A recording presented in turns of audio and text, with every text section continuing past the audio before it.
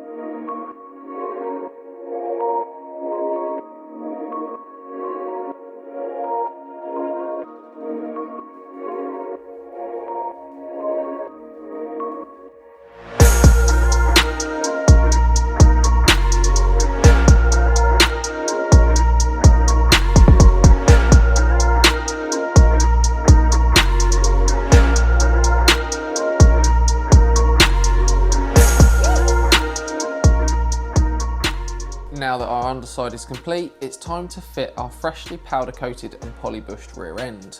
As you can see here, we've also got an LSD to go in this car. With the addition of some HSD coilovers, this should be the perfect rear end setup for not a lot of money.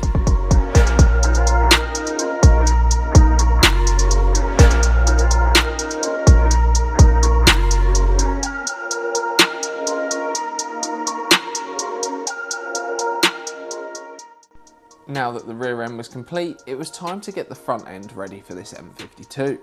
As you can see in this engine bay, there was some questionable work that had been carried out previously.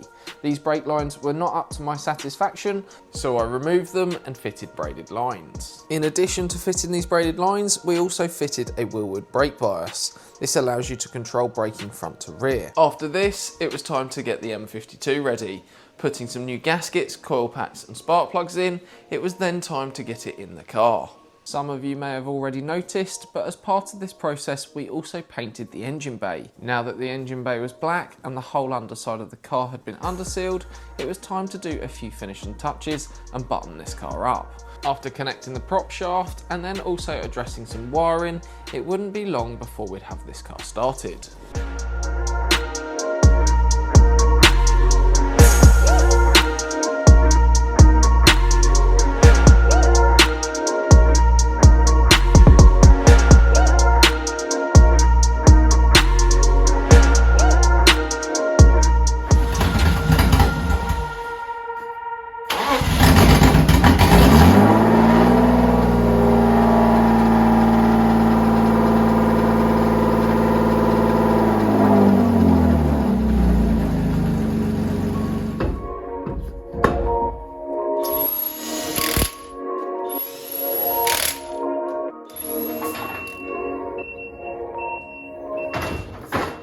Now that we had this car back on the floor, it was time to address the front end.